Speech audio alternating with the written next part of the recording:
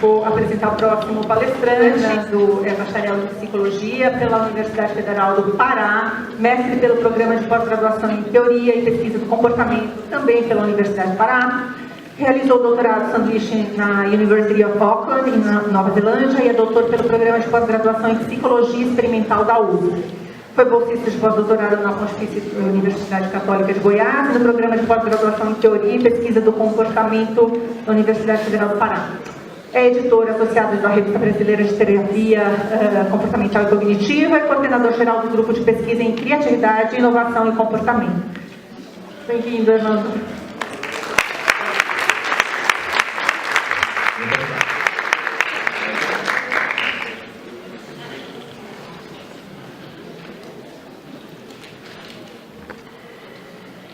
Em primeiro lugar, agradecer a audiência de todo mundo presente aqui, neste horário, nessa tarde, agradecer o convite da professora Patrícia e de todo o grupo aqui da UFBC, da mulher, também que ajuda aqui nossa palestra já há um tempo.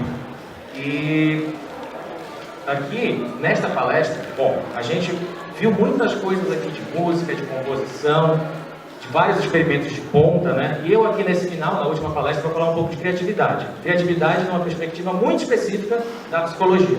E vou tentar fazer uma interface com a neurociência no final, que é algo que eu ando estudando ultimamente, né?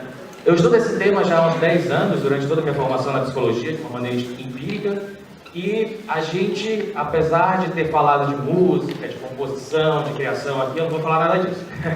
Eu vou falar de aves, eu vou falar de macacos, eu vou falar de ratos e pombos, né, que são os animais mais pouco brilhantes da história da filogênese que a gente tem no nosso planeta. Vocês vão ver por quê, certo? Então, o meu objetivo aqui nessa apresentação é fazer uma perspectiva interdisciplinar, transdisciplinar, vamos ver se isso dá certo, né?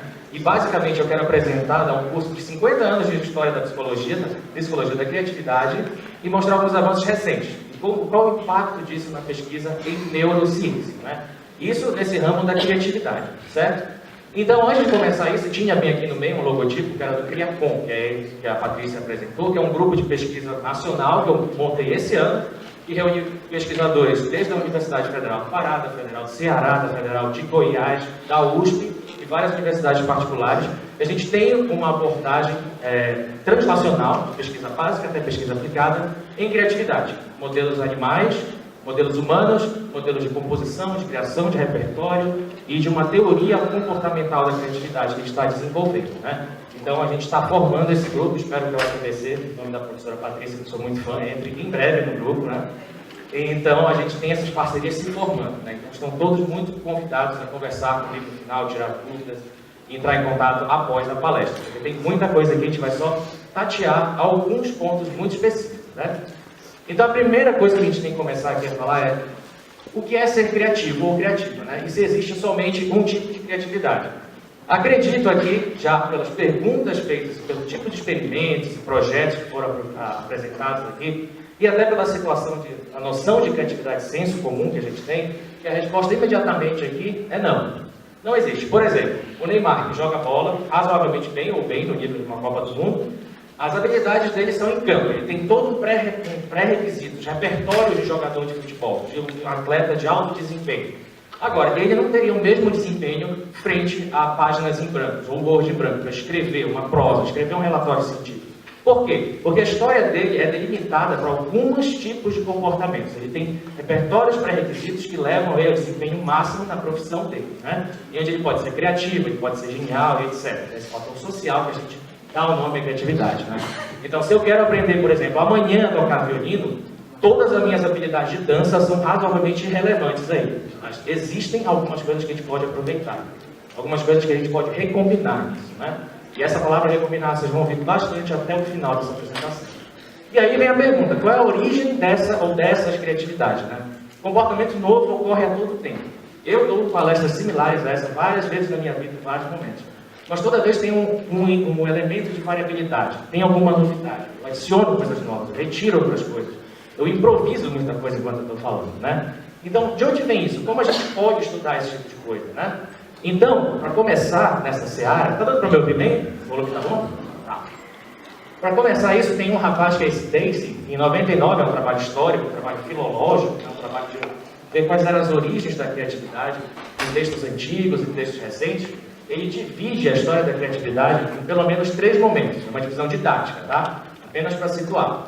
Ele coloca, ele começou a fazer várias leituras de escritos de religião, escritos antigos, de poemas e tudo mais, e ele começou a analisar o que as pessoas chamavam de criatividade. Qual é a origem dessa criatividade?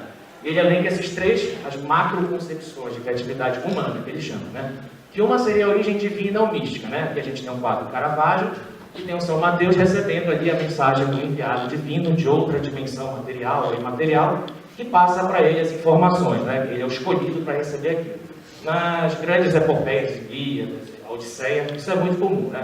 Você tem o herói, você tem a pessoa que ela é escolhida, o enviado dos deuses, das entidades de outra dimensão, que dão a ele, trazem a novidade, né? Dão a ele a inspiração. Eles são a inspiração e produzem comportamento novo naquelas pessoas, né?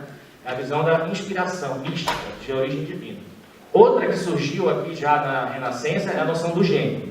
Antigamente, o ser humano tinha um papel passivo. Ele era venerado, ele tinha consequência por isso, ele era um grande artesão, um grande alguma coisa, mas toda a origem daquilo vem de outro lugar, não passa por ele.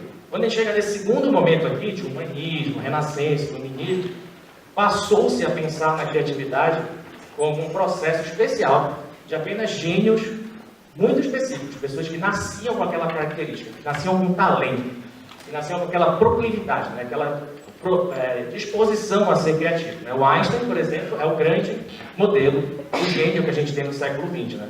Inclusive, nessa interface tem um caso muito curioso do Einstein, e quando ele faleceu, pegaram o cérebro dele, fatiaram e começaram a colocar em um monte de museu para estudar o cérebro dele. Não comentaram nem com a família dele. E deu uma confusão enorme isso depois, né?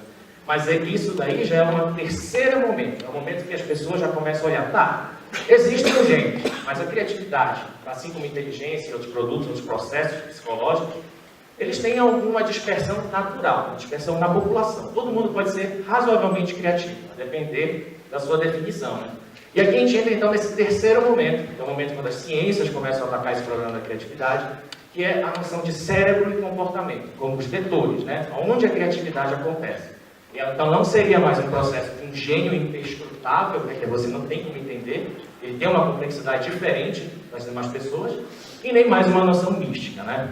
Seria então um processo, uma coisa natural, que seria dispersa na humanidade, nos seres humanos, e também em outros animais não humanos, né, que seria uma perspectiva evolutiva da criatividade. O próprio Daisy já coloca que essas 3 macroconcepções parecem ser uma coisa, né, contínua, que sai de uma para outra. Não. Só de vocês olharem para isso, vocês conseguem pensar em exemplos que circulam hoje em dia de pessoas que falam da criatividade nos 3 modelos, né? E tem muita gente que estuda isso daqui para trabalho de filologia, de interpretação, de psicologia social, muito importante.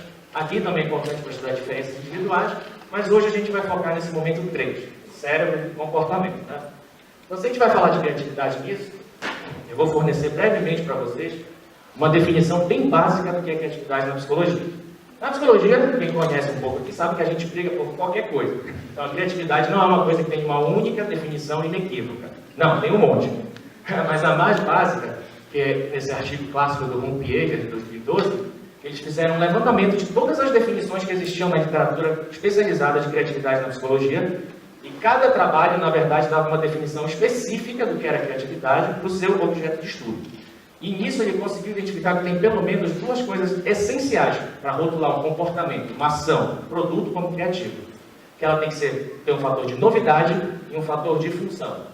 Por exemplo, novidade. Qualquer comportamento novo, qualquer comportamento que aconteça, né? Só que tem que ter 2 medidas diferentes de novidade, que eu vou falar já aqui na criatividade B e criatividade H.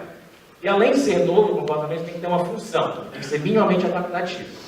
Por exemplo, eu poderia chegar agora e falar, Blazazar, DVD de pá. Nunca falei isso na minha vida, foi um comportamento novo, inédito, que eu juntei um monte de coisa. Tem uma função, até tem, né? Que eu estou provando alguma, tentar jogar um argumento para vocês. Mas se eu não tivesse nessa situação, tivesse comportamentos, tem esse aspecto de novidade. Mas eles não são funcionais, não são adaptativos, não tem um contexto adequado que rege isso, com as consequências adequadas para isso, né? Mas isso daqui, como eu falei, na psicologia, muita gente briga com isso. Tem gente que coloca 4, 6, até 8 definições, né, do que define um comportamento como criativo, né? E nisso, uma coisa que é razoavelmente consenso é que existem pelo menos 2 tipos de criatividade. Isso aqui a gente vai discutir mais a fundo no final. Mas para vocês saberem, tem a criatividade P, que é a criatividade pessoal, ontogenética, individual. E você tem a criatividade H, que é a criatividade histórica do grupo. Exemplo de criatividade P. Eu tenho um clarinete em casa que eu nunca toquei. Eu posso chegar que eu comprei, está lá guardado, está até mofado. Mas se um dia, amanhã, eu chegar em casa e falar, vou aprender a tocar esse clarinete, abro o YouTube, coloco o vídeo lá, começo a aprender. Tá, se eu começar a tocar uma canção, qualquer coisa, uma melodia nesse clarinete, isso é um repertório, um comportamento novo para mim. Seria um exemplo dessa criatividade P. Tomando a minha história de vida como medida dessa criatividade, é um comportamento novo, nunca antes observado. E vai ter novidade e tem função. Só que eu não sou a primeira pessoa a tocar clarinete na história da humanidade, nem no meu grupo, né? Mas na minha que toca. Inclusive, eu comprei o clarinete de um deles. Nesse caso, a criatividade H, ela trata justamente de quando um exemplo de criatividade P é nova para o grupo. Por exemplo, desenvolvimento de um novo gênero musical, desenvolvimento de uma tecnologia nova, desenvolvimento de uma teoria científica. Aqui, você já adiciona um caráter social à criatividade, né? Não depende mais só do indivíduo, depende dos demais indivíduos do grupo, da cultura em que ele está inserido, aceitarem e dispersarem esse tipo de comportamento, né? Seria, então, um outro nível para avaliar a criatividade. Certo? Dando para entender? Bem rápido. Então, toda essa seara, dessa divisão de criatividade P, individual, criatividade de grupo e de função, de novidade, desde 1950 a psicologia se interessou explicitamente pela criatividade. E tem algumas áreas que têm criado muito conhecimento empírico, conceitual e aplicado, que são psicometria, psicologia cognitiva, a historiometria, a cognição animal e a psicologia operante, que é a que a gente vai falar agora. Tá boa a bateria aqui? Alô, melhor? Acho que sim, né? Certo? Então a gente vai focar no que é essa psicologia operante. Primeira coisa, alguém já conhece a psicologia operante? Alguma coisa aqui? Temos nomezinhos ali? Tá. Mas basicamente ela operante, o nome já diz o que ela é. É uma psicologia que estuda, avalia, analisa como o comportamento que a gente faz opera sobre o nosso contexto, sobre o nosso ambiente, né? Quais são os estímulos, o contexto que está quando o comportamento ocorre, o contexto imediato, a história de vida do indivíduo. E quais são as consequências desse comportamento? Consequências aversivas, consequências positivas, reforçadoras e tudo mais. É uma análise de contexto. E contexto é uma palavra que surgiu repetidas vezes em todas as apresentações aí. E todo mundo falou que o contexto é algo que precisa ser estudado mais. Opa! A gente vai trocando os microfones para atingir o ideal. E o foco dessa apresentação e dessa psicologia é justamente identificar quais são as variáveis ambientais que permitem a ocorrência de comportamento novo. Então, nessa abordagem, a gente quer entender, tá, qual é a origem desse comportamento novo, desse tipo de criatividade? A gente vai olhar para a história do indivíduo e a gente vai olhar para o ambiente em que ele se encontra. É uma abordagem desenvolvimentista, contextual, né? E comportamental. Então, falando brevemente disso, no meu primeiro pós-doutorado que eu fiz, ele rendeu esse livro que saiu esses tempos agora, que é a referência aqui para quem quiser, eu fiz um breve apanhado, na verdade foi bem extenso, breve porque poderia ser maior, de todos esses processos comportamentais que são relacionados com a criatividade. Por motivos de tempo eu não vou entrar em todos, mas eu vou focar nesse que está em vermelho, que é a recombinação de repertórios, que é o que eu estudo há mais de 10 anos, né? E o que isso quer dizer? Que nessa psicologia operante, essa psicologia de olhar para como o contexto e as consequências modulam o comportamento, começaram a surgir em laboratórios diversas pesquisas com animais não humanos e humanos também, que mostraram que o comportamento novo ele tem relação com alguns processos como esses aqui que eu elenquei, tem outros, que são muito bem documentados na literatura empírica, que você consegue com determinada exatidão colocar um animal numa situação e você consegue prever e controlar que comportamento novo vai surgir naquela situação planejada, de acordo com a história de vida dele, que você conhece, né? Razoavelmente, não dá para conhecer toda, e a situação atual, certo? Então, para a gente falar um pouco dessa recombinação de repertórios, ela parte do pressuposto básico, deixa eu voltar aqui, de que boa parte da criatividade, humana e não humana, vem de combinar elementos distintos do universo, que você aprendeu, em sequências novas. É basicamente, eu aprendo um comportamento A em um momento da minha vida e um comportamento B em outro momento. Chega um terceiro momento em que esses dois comportamentos são necessários para eu atingir a resolução de um problema. Vamos lá, uma das metodologias, ou para eu criar algo novo, né? parte do pressuposto que boa parte da novidade é, na verdade, uma mudança de ordem dos elementos, né? Elementos esses todos previamente aprendidos, né? E isso da recombinação é uma coisa, é um termo antigo na história da criatividade. Desde o século XIX, ainda quando o pessoal estudava os gênios com afim, já existiam diversos relatos anedóticos do que seria esse bloco básico da criatividade, que seria ter essa habilidade de recombinar esses elementos, né? Por exemplo, seria, olha, então, recombinar elementos, ou combinar, parece ser uma característica comum de comportamentos novos. O próprio Einstein, que tem vários, né, biógrafos dele, o Hadamard é um, em 45 tem um trecho do Einstein que ele fala, que ele falava de um jogo combinatorial, que segundo ele era a essência do pensamento produtivo, né? Henri Poincaré, famoso matemático também francês, dizia que as ideias dele vinham como um turbilhão, que elas se batiam entre elas até formar combinações de estado. E o que ele faz? Toda a obra dele é baseada nisso. Ele pega elementos pouco comuns, que seriam muito difíceis de ser encontrados juntos, não fazem parte de uma concepção una, né? E ele começa a recombinar isso. Tipo um animal quadrúpede com uma cabeça de uma flor. Ou uma geisha também com cabeça de flor. Veja que é um tema recorrente. Mas ele consegue uma função de novidade e adaptação, né, no sentido disso, quando ele produz essas obras recombinando. Ele fez isso recombinando coisas, a gente não sabe, né? Isso aqui é uma análise pós-mortem, né? Que a gente está dizendo, fazendo uma análise da obra dele, que a gente pode identificar que ele está recombinando coisas. Segundo desenho do professor Olavo Galvão, da meu orientador há muito tempo, e ele é muito bom nisso. Isso aqui é um forro de uma mesa, tinha lá um pimentão, ele fez um forro de cachorro. Ele começa a produzir essa arte derivativa, né? Algumas pessoas até chamam. Certo? O próprio Milor Fernandes é famoso por isso, por exemplo, ele consegue fazer jogo com palavras só mudando a ordem dela. Por exemplo, tem a frase clássica do Jardim, né? Decifra-me, eu te devoro, da esfinge, né? E ele fala, devora-me, eu te decifro. Só essa mudança das palavras muda toda a função, né? Cria uma novidade. E mais, tem um efeito de familiaridade, né? Com jargão comum, com novidades, também, que é algo muito importante esse tipo de coisa. E aqui era para ter um vídeo, não tem, porque eles estão fugindo hoje, mas eu vou abrir aqui. E esse vídeo, muita gente já viu, porque é o vídeo que eu sempre mostro deste modelo. Que começou lá na década de 80, o Robert Epstein, um psicólogo norte-americano. E o que ele fez? Ele estava interessado em estudar justamente esse processo de recombinação. E ele estudava esse rapaz aqui, que é um pombo, do laboratório.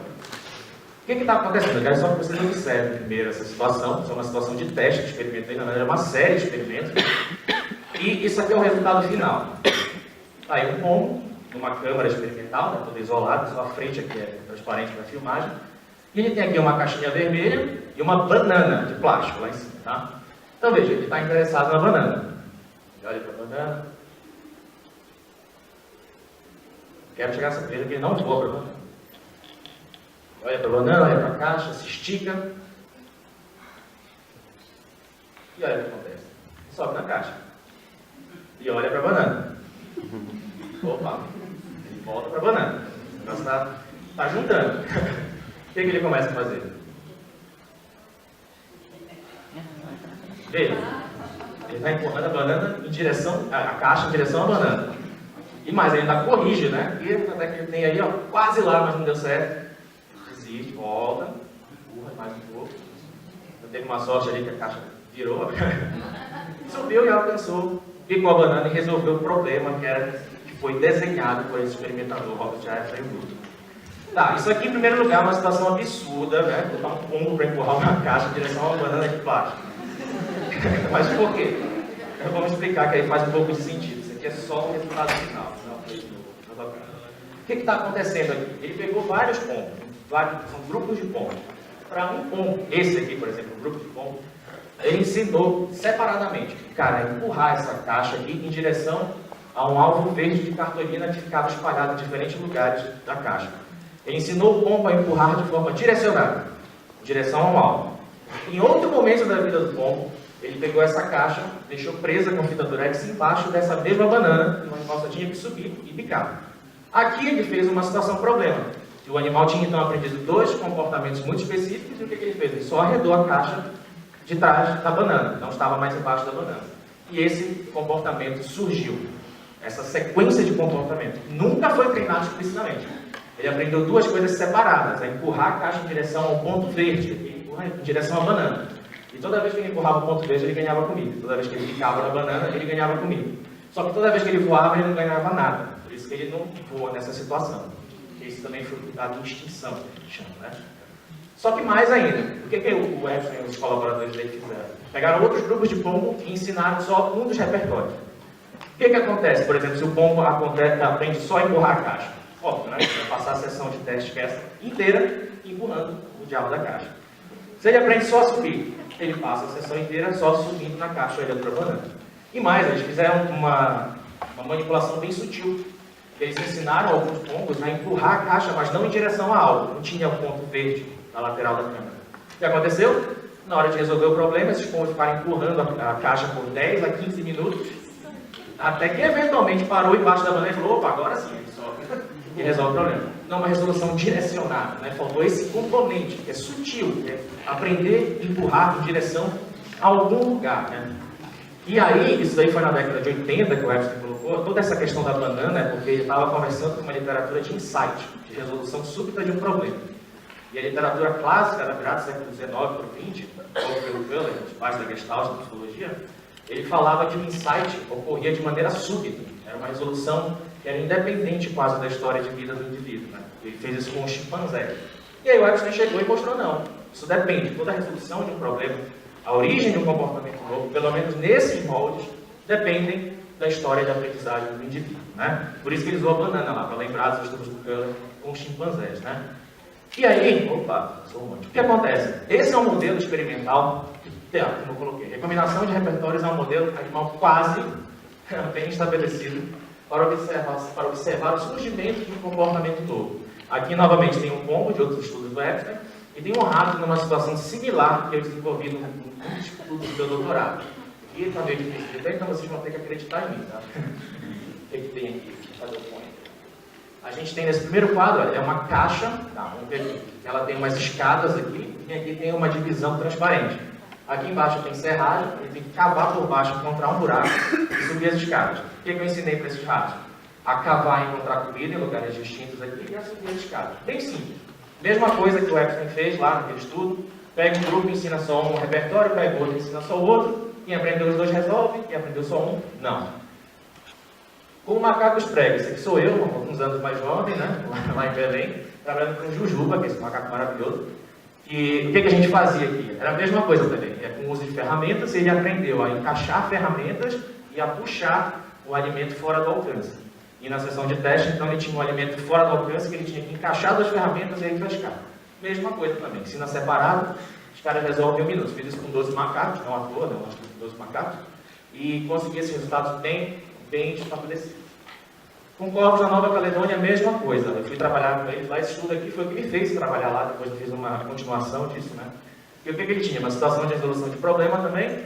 Ele tinha que pegar uma ferramenta pequena, curta, que estava presa numa corda ali, usar essa ferramenta para conseguir uma ferramenta maior, meta-tool use, que eles chamam, e usar essa ferramenta maior para conseguir pegar esse alimento fora do alcance aqui. Uma ferramenta pequena ele não conseguiria. Mesma coisa. Foram treinados esses comportamentos de maneira independente. E mais, os caras aí, que é o Alex Taylor, que eu trabalhei, ele mostra que tem, com esses corvos eram de vida livre, né? Eles viviam lá na Nova Caledônia, a gente captura eles, deixa 3 meses no aviário e roda os experimentos. Como esses animais são de vida livre, eles não precisavam ser treinados em todos esses repertórios. Bastava treinar 1 ou 2 e os outros apareciam magicamente. Magicamente porque a gente não conhece a história deles, eles têm uma história rica, né? Comparar um corvo na Nova Caledônia, um pombo que vive no biotério a vida inteira é desleal, né? Mas isso mostra como diferentes aprendizagens da nossa vida, nesses momentos cruciais, momentos de resolução de problemas, eles ocorrem de maneira nova, uma sequência nova, pelo menos, né? E mais, o Epstein e os colaboradores dele, eles começaram a desenvolver, né, trabalhei um pouco nisso, um algoritmo de modelagem matemática desse tipo de recombinação de repertório.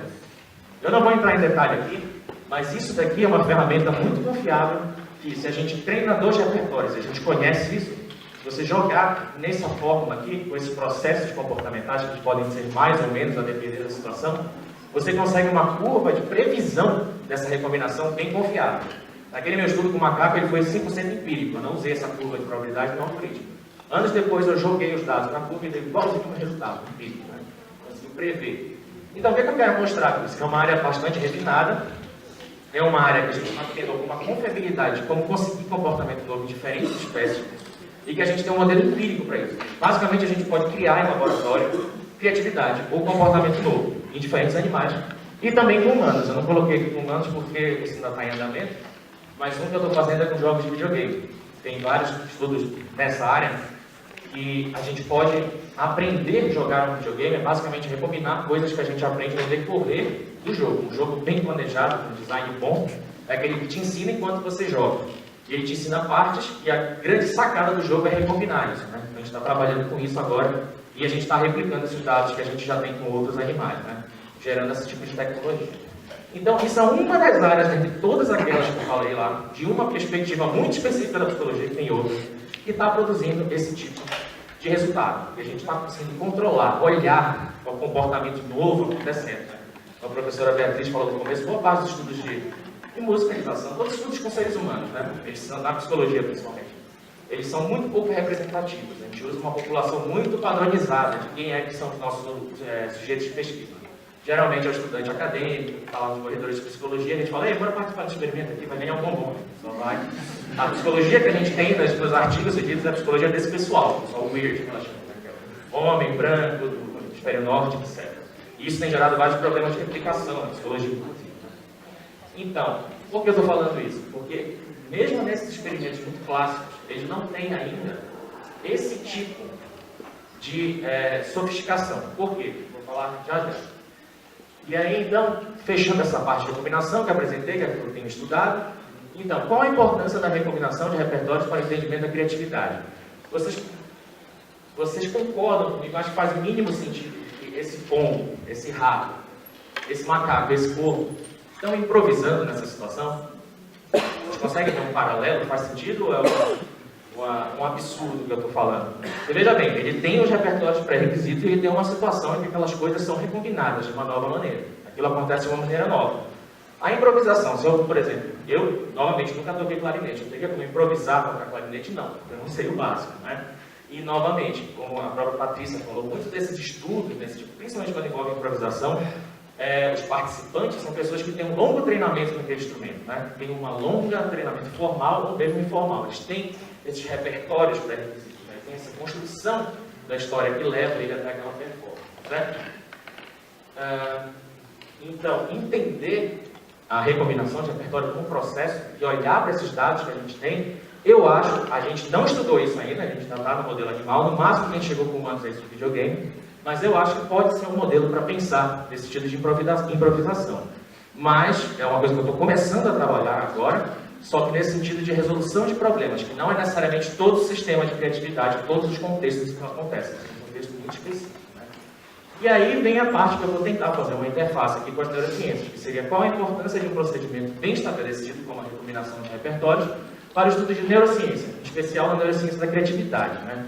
Por exemplo, a gente viu vários estudos de neurociência aqui hoje. Cada um tinha um conjunto de métodos específicos. Cada um tinha um conjunto de análise de dados diferentes, partindo de pressupostos teóricos diferentes. Né? E cada um, na verdade, é muito bem específico.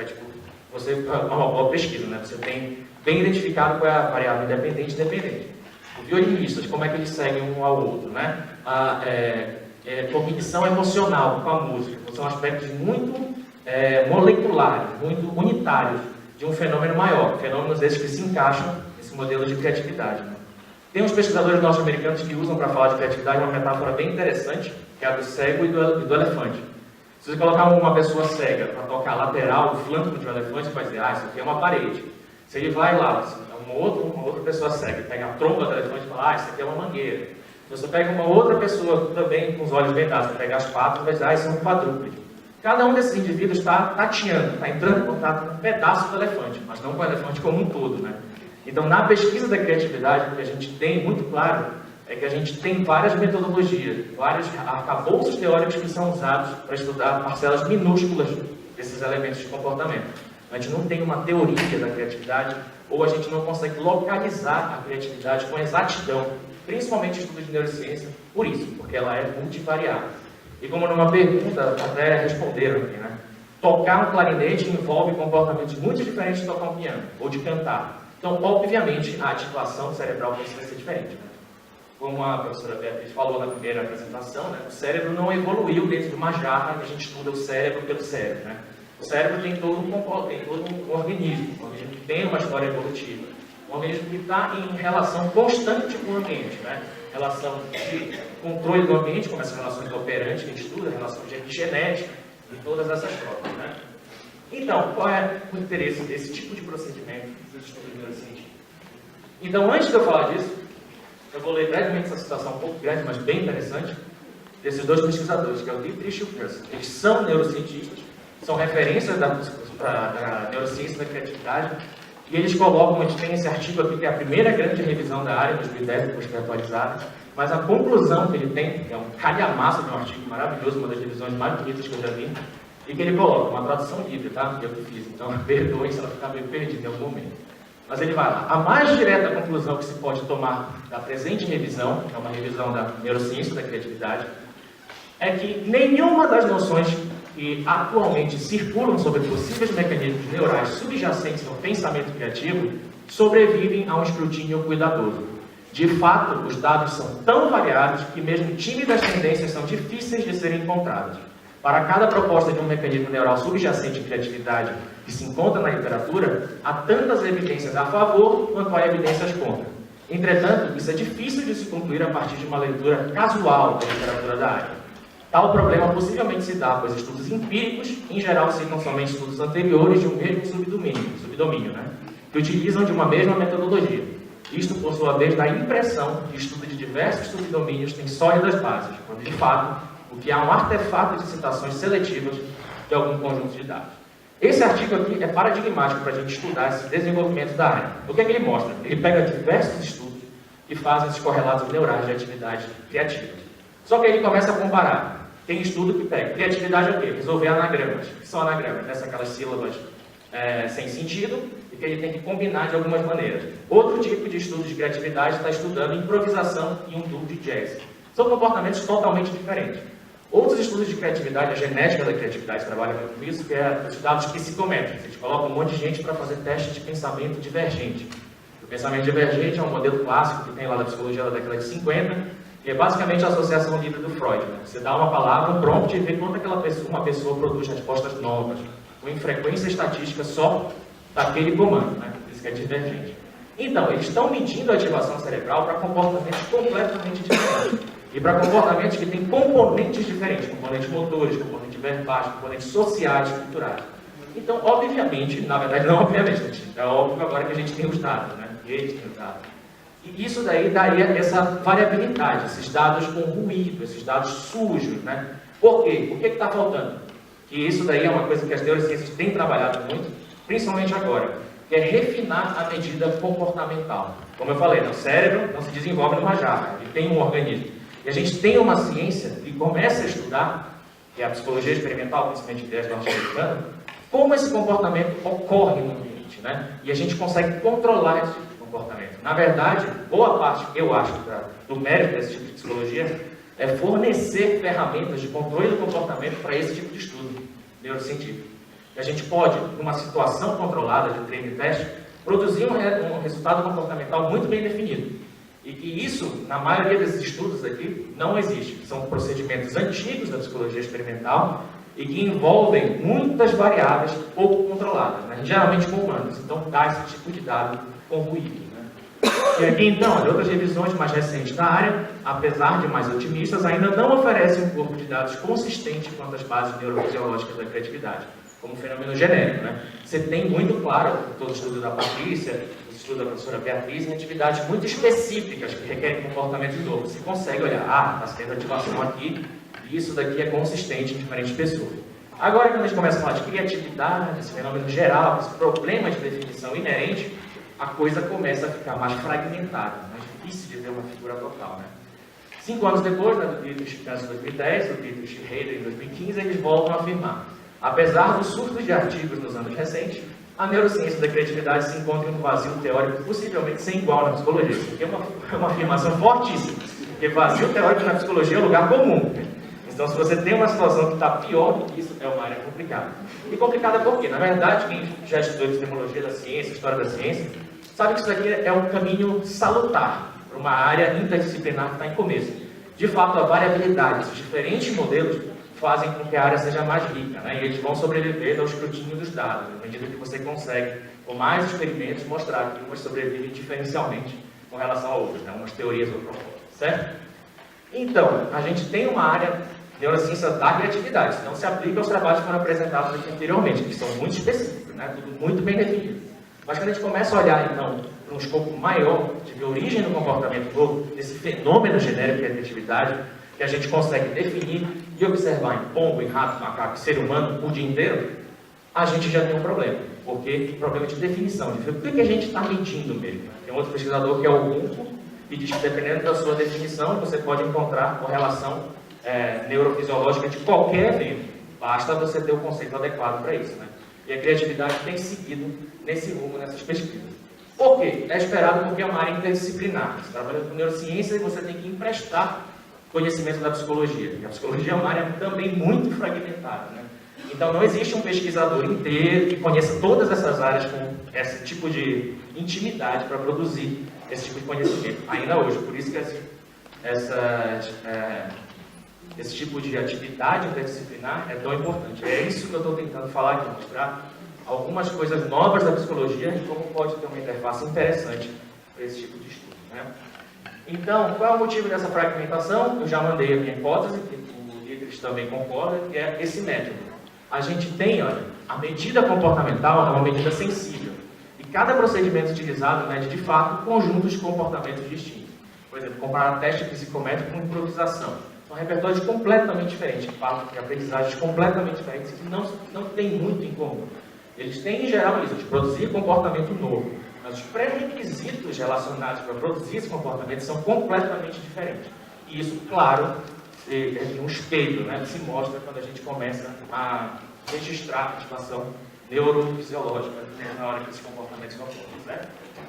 E outra coisa aqui, que as neurociências clássicas têm usado os métodos antigos da psicologia experimental. Vejam bem, os outros trabalhos que vocês viram aqui utilizavam de medidas de escala, de questionário, medidas de procedimento muito refinadas, bem mais complexas que tudo isso que eu mostrei. Só que ainda na psicologia experimental, isso de controlar variáveis, de controlar a história dos indivíduos e ter essa noção de previsão e controle, é algo que ainda não tem sido muito utilizado pelas neurociências, né? Por exemplo, se eu voltar tudo aqui lá no começo, mostrei que tem um monte de processo comportamental aqui, né? Todos esses que são relacionados com a origem de comportamento novo. Quantos desses têm dados com neurociência? Nenhum. Na verdade, tem alguns poucos de recomendação de repertório. Todos esses processos nasceram em laboratórios da psicologia experimental, da tradição norte-americana, e em muitos casos uma psicologia experimental avessa às neurociências, que não achava necessário olhar para esse tipo de dado. Todo esse pessoal já morreu, já ficou lá no século XX, e agora a gente está vendo que é necessário isso. A gente está começando a engatinhar nessa interdisciplinariedade, nessa interface, certo? Desses processos que a gente vem identificando muito bem e que a gente consegue, inclusive, criar em laboratório, com sujeitos que estão andando por aí, comportamento novo. E a gente conhece em detalhes como esse comportamento novo ocorre. E nisso que eu estava falando, existem várias medidas paramétricas. Por exemplo, naquele de rato lá que eu fiz, que o pessoal está fazendo agora na USP e na UFC, que é a Federal do Ceará, que é o melhor nome de universidade do Brasil, na UFC. E o que acontece? Por exemplo, você treina o rato a cavar e a escalar. Isso daqui, a nossa proposta a longo prazo é que seja um modelo farmacológico, psicofarmacológico do comportamento novo. Por exemplo, lá na UFC o pessoal está vendo se um rato aprender num dos repertórios, subir a escada, sobre o efeito de cafeína, isso altera a resolução do problema dele, se ele atingir o mesmo critério do cara sem cafeína. E aí as manipulações vão embora. Você pode testar efeitos de álcool, cafeína, benzodiazepínicos, antidepressivos, medicamento para déficit de atenção, drogas ilegais, ilícitas, e ver se isso tem algum efeito na resolução de problema. Tanto na aquisição desses comportamentos, né, durante o treino, como só no teste. O cara aprende os dois repertórios, dois comportamentos sóbrio, e na hora do teste ele está bêbado, de álcool, né? Uma taxa de ingestão de álcool alta. Isso atrapalha, isso facilita. E, né, na nossa cultura a gente tem muito esse mito, né, do álcool, das drogas, que ampliam a criatividade em alguns casos, mas a gente está investigando isso agora. Né? Existem modelos clínicos humanos e tudo mais, mas você tem uma proposta de modelo animal, né? Menos ruído, mais simples, o bloco básico, porque, né, de tudo que foi apresentado aqui, a gente já viu direto o fenômeno na sua complexidade total. A minha proposta é descer mais um pouco, para processos mais simples, para tentar encontrar qual é aquele bloco básico da criatividade, nesses casos de recombinação, né, que é um dos muitos tipos. Por exemplo, tem o Kuhnius e o Biemann, que são Kuhnius, ele publica muito nessa literatura de neurociência cognitiva do insight. O insight, novamente, ele está se referindo àquele lá do século XIX, que é quando uma resolução súbita ocorre, né? Ele tem alguns dados de fMRI e tal, e ele tem um dado claro aqui das ondas do EEG, né, a onda gama, e na hora aqui do insight, ela tem uma ocorrência distinta. O que ele chama de insight seria essa resolução súbita. O cara, esse é um problema de anagrama. O cara olha para o anagrama e ele resolve de uma vez só. Enquanto que ele diz que o analítico é a resolução por tentativa e erro. É o cara que olha para o anagrama e começa a mexer, até que de repente ocorre a solução. E ele consegue ver que existe uma ativação diferencial para essas duas formas de resolver o problema. Só que, novamente, ele está utilizando medidas comportamentais pouco refinadas, tanto que é um dado que eles têm muita dificuldade em replicar. Eles conseguiram no estudo e não sabem como, não conseguiram nunca mais. Eles, inclusive, no fMRI, encontraram que antes da resolução tem uma ativação difusa do cérebro, que é aquilo que, novamente, uma vez eu falaram, você está tocando instrumento, quando você está respirando, quando você está vivendo, você tem uma ativação total do cérebro. Diferentes áreas estão ativando em sequência e em maneiras diferentes, né? A mesma coisa nesse insight teria, só que eles encontraram um dado em um estudo, que não foi replicado, de que pouco antes do insight aqui, você tem uma ativação difusa geral do cérebro, como se ele entrasse em ebulição e até que vai para o insight, coisa que você não encontra nas resoluções analíticas, que seriam mais paulatinas, né, de ativação sucessiva de áreas diferentes. Então, aparentemente, eles não estão utilizando ainda um método tão refinado, né? Vocês estão trabalhando com humanos, né? Eles não têm controle da história do que tem de anagrama, não, de várias medidas comportamentais que precisam ser refinadas. Esse é um cara que eu vou trabalhar, para que ele compre a minha ideia. Ou a gente faz aqui e só manda o artigo para ele aqui. Certo? Então, está acontecendo. As pessoas estão começando a olhar para isso, só que, novamente, eles são neurocientistas, são médicos. Eles só consultam a literatura da psicologia para ver, não, isso aqui parece ser um método adequado, é isso que as pessoas usam. Porque a gente na psicologia está falando, calma, tem outras coisas que podem ser aproveitadas aí. Novamente, quando eu falo na resolução de problemas, de combinação de repertório, não é para jogar tudo que tem fora e adotar um novo. Não, seria um método complementar, uma outra medida. E que ela parte desse pressuposto evolutivo da criatividade. A criatividade seria, então, uma propriedade difusa do comportamento de diferentes indivíduos, diferentes organismos, diferentes espécies, né? Então, já para encerrar, para vocês não ficarem muito aqui, o que eu concluo aqui? Que as tendências da pesquisa atuais, isso aqui é toda aquela literatura do Dimitrich e tudo mais que eu fiz um levantamento, né? Eles vão para a padronização de medidas comportamentais, que seria, então, um novo olhar e uma atualização dos métodos de previsão e controle do comportamento, para assim obter um dado neural mais refinado e replicável. Esse é o meu objetivo em tratar com as neurociências, com os neurocientistas. Fornecer metodologia comportamental. Olhar, você quer estudar o quê? Então, para estudar isso, você precisa desses comportamentos. Como você cria esses comportamentos no laboratório? Quais são as origens desse comportamento? A gente já tem algum aparato conceitual e empírico de produção disso, com aqueles processos básicos lá daquele algoritmo e tantos outros. Foram processos que surgiram na literatura da psicologia, não necessariamente ligados a processos de criatividade, mas que hoje a gente consegue fazer esse link com bastante calma, né? E que isso, então, hoje em dia tem esse foco complementar nas variáveis sociais da criatividade, no trabalho das emoções, de coordenação, de música e tudo mais, que seria o próximo passo. Porque lá no começo eu falei da criatividade PIH, lembra? Criatividade pessoal, individual, que a sua história de vida é a medida dela, e a histórica. Uma coisa na nossa área, na psicologia, que a gente tem estudado, em todos esses exemplos que eu dei, é tudo de criatividade P. A gente não está estudando uma criatividade extraordinária. Está, na verdade, olhando os processos básicos que fazem a criatividade do dia a dia ocorrer, né? Então, esse seria o próximo passo, a gente começar a olhar para esses componentes culturais da criatividade, né? E isso já está acontecendo. Esse passo não tem ainda muita relação com as neurociências. Ele já está mais no processo comportamental e olhando principalmente processos sociais, né? E aí algumas das coisas que destacam, vou só falar por alto, seriam essa função adverbial da criatividade, né? É como as pessoas rotulam o que é ou não é criativo, que é uma função adverbial, e esquemas complexos de comportamentos de força intrínseco, extrínseco. Intrínseco, por exemplo, quando eu toco uma guitarra, eu tenho consequências imediatas do tocar, o som produzido. Eu tenho extrínseco, que é, por exemplo, meu colega fala, você toca bem ou você toca muito ruim. Seriam outras consequências que mantêm ou diminuem esse comportamento. E tem culturas e práticas sociais no lugar da criatividade do século XXI. Isso é uma outra coisa que está despontando agora, principalmente na economia comportamental, Porque falar em criatividade é sempre algo positivo, né? Criatividade é algo que é correlacionado com coisas boas, né? Ser criativo é ser empreendedor, é ser cientista, é ser artista, é você ter algo, um motor de inovação, de criar coisas novas. Não ser criativo é ser interessante, é ser banal, é ser comum, né? Então, a gente circula na literatura, e tem vários estudos que mostram isso, da percepção do termo criatividade, né? Que ela é muito valorizada, na cultura ocidental, principalmente essa cultura capitalista que a gente tem de hoje, né? A inovação tem, a criatividade tem impactos econômicos, tem impactos sociais. Né? Então é vital que a gente comece a estudar esse processo, esse fenômeno comportamental em todas as suas instâncias. Né?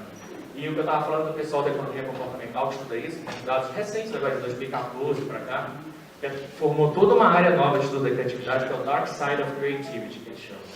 E tem uma correlação muito forte entre pessoas serem criativas, elas emitirem comportamento criativo, inovador, né, que é combinado consistentemente na vida, e se correlaciona com comportamento moralmente questionável. Quanto mais o cara é criativo, mais ele tende a emitir comportamentos que fogem à regra, que quebram a regra, iconoclasta, né? Eles começam essa pesquisa com um experimento bem simples. Ele ia numa empresa de publicidade norte-americana e ele fazia um ranking de todo mundo que trabalhava lá, quem era o mais criativo e quem era o menos. Tanto quanto o cara se auto-atribuía como criativo, que os outros atribuíam ele como criativo. Né? Os caras mais criativos, eles se engajavam de maneira bem mais frequente em comportamentos como levar um grampeador para casa, ou justificar uma falta por alguma razão se não era real, e coisa desse tipo. Enquanto que as pessoas que se achavam menos criativas, elas seguiam mais a regra. Ou seja, tem implicações éticas complicadas estudar a criatividade. Né?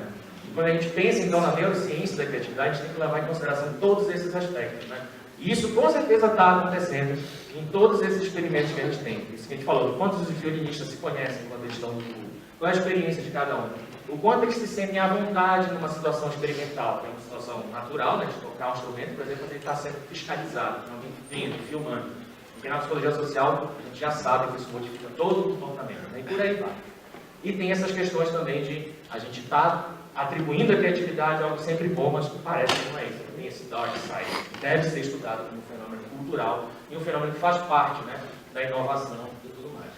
E para não estourar o tempo, era isso que eu tinha para falar para vocês hoje, que era um panorama geral da área, tem muita coisa aí, e a minha ideia justamente é mostrar, olha, a psicologia, a gente briga muito entre nós, os neurocientistas estão certos de usar nosso arcabouço total, mas tem uma área da psicologia que precisa ser um pouco mais explorada.